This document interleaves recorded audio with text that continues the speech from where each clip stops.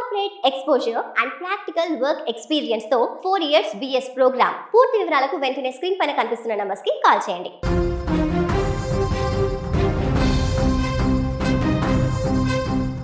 రాజకీయ రంగంలో మహిళల భాగస్వామ్యం పెంచే దిశగా తెలుగుదేశం పార్టీ కీలక అడుగు వేసింది. మహిళా సాధికారతకు తాము కట్టుబడి ఉన్నామని పార్టీ జాతీయ కార్యనిర్వాహక అధ్యక్షుడు మంత్రి నారా లోకేష్ స్పష్టం చేశారు. మహానాడు వేదికగా ఆయన చేసిన ప్రకటన ఇప్పుడు రాజకీయ వర్గాలలో చర్చనీయాంశంగా మారింది. ఏ పార్టీలోనూ లేని విధంగా తెలుగుదేశం పార్టీ తరపున మహిళలకు రాబోయే రోజులలో 33% సీట్లు కేటాయించబోతున్నట్లు ఆయన సంచలన నిర్ణయం ప్రకటించారు. పార్లమెంట్లో మహిళా రిజర్వేషన్ బిల్లు పాస్ అయినా లేకపోయినా ఈ నిర్ణయాన్ని అమలు చేసి తీరుతామని ఆయన ధీమా వ్యక్తం చేశారు. పార్టీ వర్కింగ్ ప్రెసిడెంట్గా బాధ్యతలు తీసుకున్న తర్వాత లోకేష్ పాల్గొన్న మొదటి మహానాడు ఇదే. దీనిపై అందరిలోనూ భారీ ఆసక్తి నెలకొంది. అంతకుముందు సోషల్ మీడియాలో తాను ఒక ముఖ్యమైన ప్రకటన చేస్తానని లోకేష్ పేర్కొనడంతో రాజకీయ విశ్లేషకులు కూడా ఎదురుచూశారు. అందుకు తగ్గట్టుగానే ఆయన మహిళా ఓటు బ్యాంకును, వారి రాజకీయ భవిష్యత్తును దృష్టిలో ఉంచుకొని ఈ నిర్ణయం తీసుకున్నారు.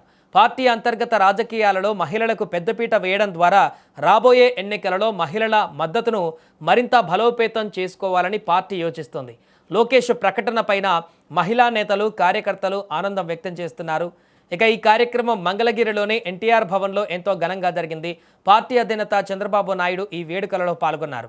ఆయన తన చేతుల మీదుగా పార్టీ జెండాను ఆవిష్కరించారు. పార్టీ వ్యవస్థాపకులు నందమూరి తారక రామారావు విగ్రహానికి చంద్రబాబు నాయుడు పూలమాలలు వేసి నివాళులర్పించారు.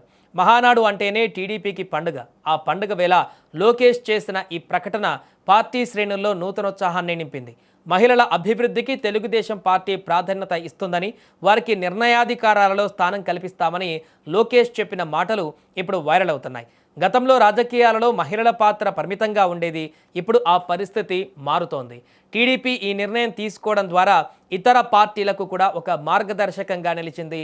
మహిళలను కేవలం ఓటర్లుగానే కాకుండా నాయకులుగా ఎదిగేలా ప్రోత్సహించడం గొప్ప పరిణామమని రాజకీయ పరిశీలకులు భావిస్తున్నారు. లోకేష్ దూకుడుగా తీసుకున్న ఈ నిర్ణయం టీడీపీని రాబోయే రోజులలో మరింత ముందుకు తీసుకువెళ్లే అవకాశం ఉంది.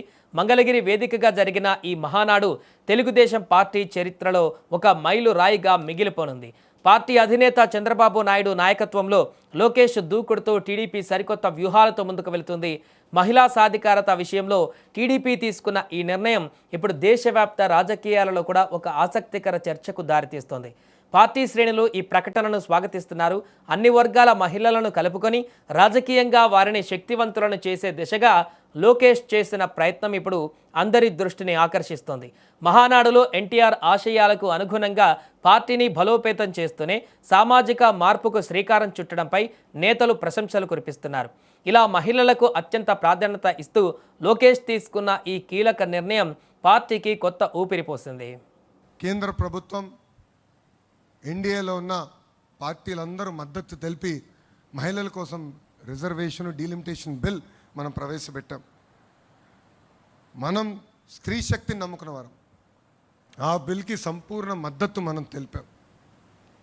కానీ ప్రతిపక్షంలో ఉన్న కాంగ్రెస్ పార్టీ, దాంతోపాటు ఉన్న కొంతమంది అలయన్స్ పార్ట్నర్స్ అందరూ ఆ బిల్లు ముందరికి వెళ్లకుండా చేశారు.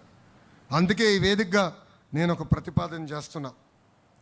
రాబోయే రోజులు పార్లమెంట్లో బిల్ పాస్ అయినా అవ్వకపోయినా తెలుగుదేశం పార్టీ కనీసం 33% స్థానాలు మహిళలకి రిజర్వ్ చేయాలని నేను ఈ సభాముఖంగా తీర్మానం చేస్తున్నా. I strongly believe that the next era of Indian politics belongs to women leadership. India took a historic step by bringing the Women's Reservation Bill. Our vision is clear. Women must not remain beneficiaries alone. Women must become decision makers. Unfortunately, in the recent parliament session, opposition parties rejected this bill.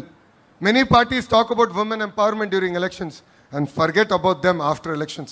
But Telugu Desam Party, since our inception, always believed in the power of women, supported their aspirations and dreams. We stood by them and we believe that they have greater role to play in Indian political discourse. Therefore, I propose that we leave from the front. Today, from this sacred Mahanadu stage, I propose that in the 2029 elections, Telugu Desam Party should allocate 33% seats to women, not as a slogan, but as a commitment to the future of India. We want more women lawmakers. We want more women leaders. We want more women policy makers.